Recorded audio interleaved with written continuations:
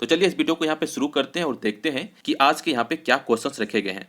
इसमें अगर देखें तो पहला क्वेश्चन यहाँ पे दिया गया है, राष्ट्रीय पंचायती राज दिवस निम्न में से किस दिन मनाया जाता है। तो इसका सही आंसर होगा वो है ऑप्शन डी, यानी कि 24 अप्रैल को हम लोग पंचायती राज दिवस के रूप में मनाते हैं।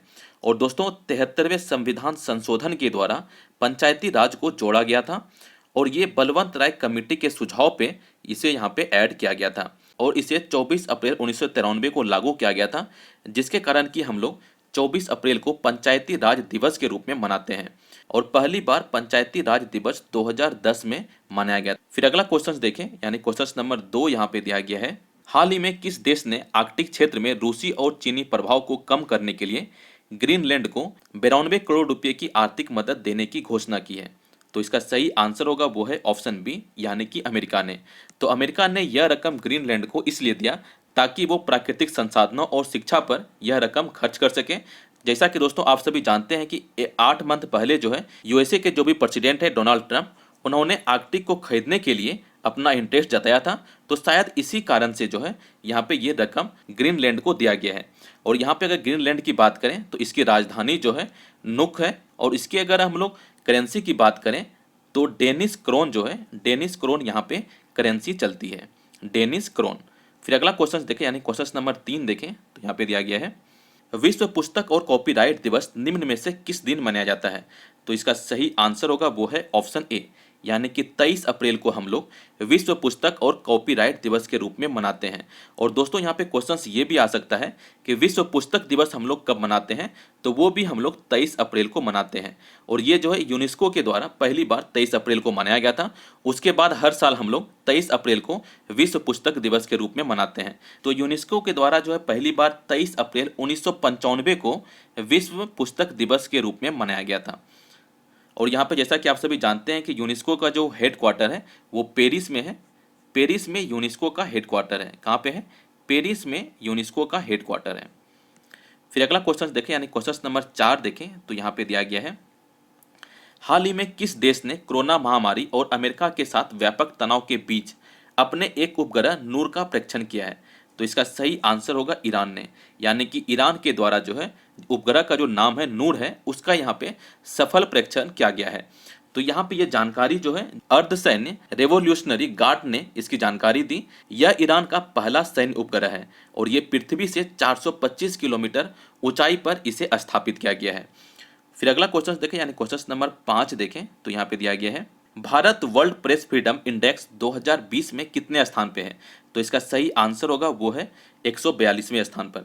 तो टोटल अगर देखें तो 180 देशों का जो है इंडेक्स यहाँ पे निकाला जाता है, जिसमें से कि 180 देश में से इंडिया का 142वां स्थान यहाँ पे आया हुआ है। अगर इसके पहले बात करें, यानी कि 2019 में हम लोग बात करें तो वहाँ पे इंडिया का स्थान 140 था। उसके पहले 2018 में इंडिया का स्थान 138 था। तो इस बार हम लोग 2 पायदान नीचे की तरफ खिसक गए हैं। इसमें अगर देखें तो फर्स्ट नंबर पर नॉर्वे है और सेकेंड नंबर पे फिनलैंड है और थर्ड नंबर पे डेनमार्क है और सबसे लास्ट में जो है वो नॉर्थ कोरिया है। फिर अगला क्वेश्चन देखें, यानी क्वेश्चन नंबर 6 देखें तो यहाँ पे दिया गया है, केंद्र सरकार ने कोविड-19 महामारी के कारण सरकार के खजाने पर बढ़ते दबाव के चलते 1 जनवरी 2020 से लेकर किस तारीख के बीच दिए जाने वाले महंगाई भत्ते और महंगाई राहत की किस्तों की भुगतान पर रोक लगाने का फैसला किया है। तो इसका सही आंसर होगा वो है ऑप्शन बी, यानी कि 1 जुलाई 2021 तक।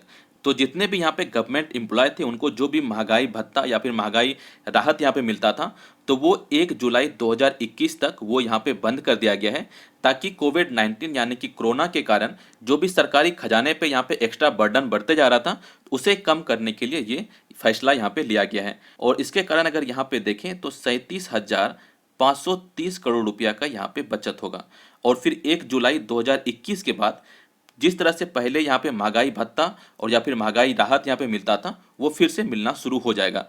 तो ये सिर्फ और सिर्फ जो है 1 जनवरी 2020 से लेकर 1 जुलाई 2021 तक इसे लागू किया जाएगा। फिर अगला क्वेश्चन देखें, यानी क्वेश्चन नंबर 7 देखें तो यहाँ पे दिया गया है, चीन ने हाल ही में विश्व स्वास्थ्य संगठन यानी WHO के लिए कितने करोड़ डॉलर के अतिरिक्त अनुदान की घोषणा की है। तो इसका सही आंसर होगा वो है ऑप्शन डी, यानी कि 3 करोड़ डॉलर।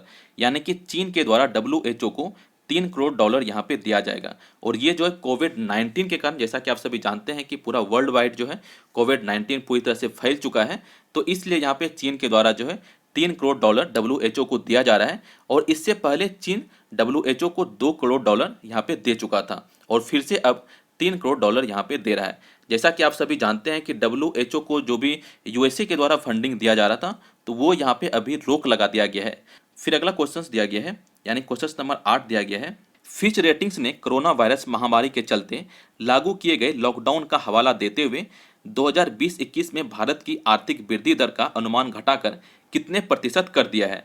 तो इसका सही आंसर होगा वो है ऑप्शन ए, यानी कि 0.8%। जैसा कि आप सभी जानते हैं कि फिंच के द्वारा पहले यहाँ पे आर्थिक वृद्धि दर जो है 4.9% का अनुमान लगाया गया था, लेकिन अभी यहाँ पर कोविड-19 के कारण जिस तरह से भारत में लॉकडाउन किया गया है और आर्थिक मंदी को देखते हुए फिंच ने एक रेटिंग जारी किया है, जिसमें कि यहाँ पे 2020-21 का जो भी आर्थिक वृद्धि दर है वो यहाँ पे घटाकर 0.8% कर दिया है।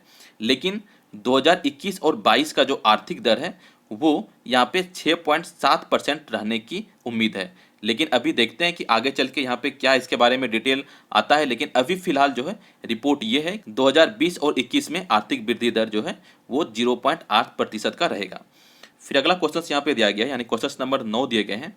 हरियाणा के मुख्यमंत्री मनोहर लाल खट्टर ने कोरोना वायरस महामारी के बीच राज्य में रिपोर्टिंग करने वाले सभी पत्रकारों को कितने लाख रुपया का बीमा देगी? तो इसका सही आंसर है वो है ऑप्शन सी, यानी कि 10 लाख रुपये। और दोस्तों आप सबको पता होना चाहिए कि जो भी हरियाणा के गवर्नर हैं वो अभी सत्यदेव नारायण आर्या जी हैं। फिर अगला क्वेश्चन देखें, यानी क्वेश्चन नंबर 10 देखें तो यहाँ पे दिया गया है, हाल ही में ब्रिटेन के किस यूनिवर्सिटी ने कोविड-19 की वैक्सीन का ट्रायल शुरू किया है? तो इसका सही आंसर होगा वो है ऑप्शन सी, यानी कि ऑक्सफोर्ड यूनिवर्सिटी के द्वारा जो है कोविड-19 की वैक्सीन का ट्रायल यहाँ पे शुरू कर दिया गया है। और दोस्तों यहाँ पे इसे माना जा रहा है कि ये दुनिया का सबसे बड़ा ड्रग्स ट्रायल है। और इसके अनुसार अगर यहाँ पे देखें तो एक मंथ में जो है इसका क्लिनिक टेस्ट होना है और यहाँ पे 200 हॉस्पिटल में 5000 से ज़्यादा लोगों पर इसका टेस्ट किया जाएगा। फिर अगला क्वेश्चन देखें, यानी क्वेश्चन नंबर 11 जो यहाँ पे दिए गए हैं। विश्व बैंक के अनुसार भारत को विदेशों से भेजे जाने वाली रकम में कितने प्रतिशत की गिरावट हो सकती है? तो इसका सही आंसर है वो है ऑप्शन सी, यानी कि 23%।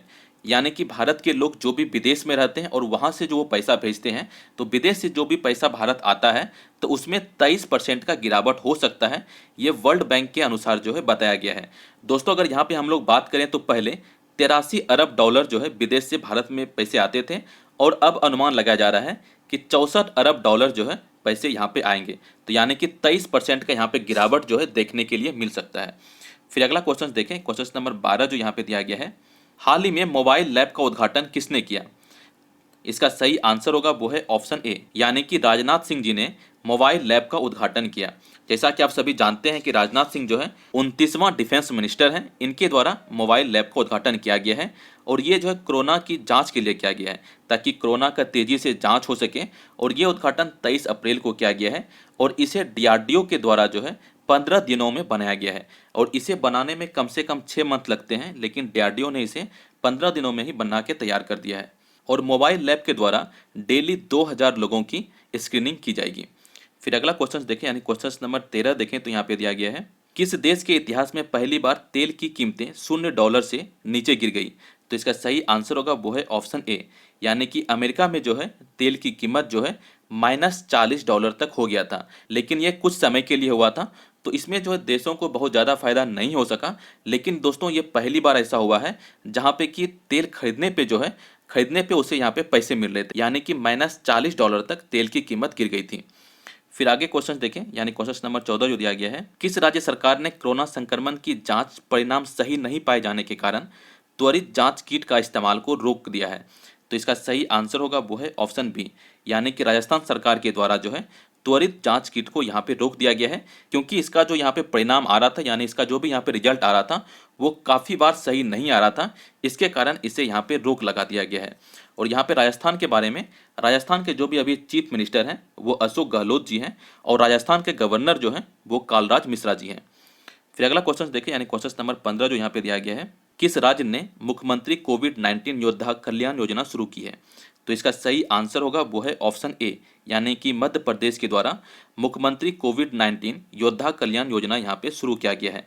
इसके तहत लोक स्वास्थ्य एवं परिवार कल्याण विभाग, चिकित्सा शिक्षा और आयुष्मान विभाग के सभी कर्मचारी, डॉक्टर, आशा, वार्ड वॉच एटसेट्रा जो भी इसमें काम करते हैं, उन सबों में से अगर किसी की भी यहाँ पे कोविड-19 के दौरान मृत्यु हो जाती है तो उसे यहाँ पे 50 लाख रुपए का सहायता राशि दिया जाएगा।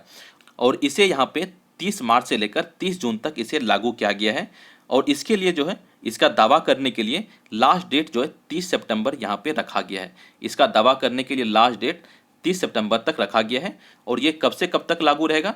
ये 30 मार्च से लेकर 30 जून तक ये लागू रहेगा। यानी कि इस दौरान में अगर कोई भी डॉक्टर है, आशा है या फिर वार्ड वॉच है या फिर सफाई कर्मचारी है, अगर किसी की भी इसमें से मृत्यु हो जाती है तो उसके परिवार को यहाँ पे 50 लाख रुपए की सहायता राशि दी जाएगी। तो यही था दोस्तों आज के इंपॉर्टेंट करंट अफेयर से क्वेश्चंस। दोस्तों आपको वीडियो कैसा लगा आप नीचे कमेंट करके जरूर बताएं।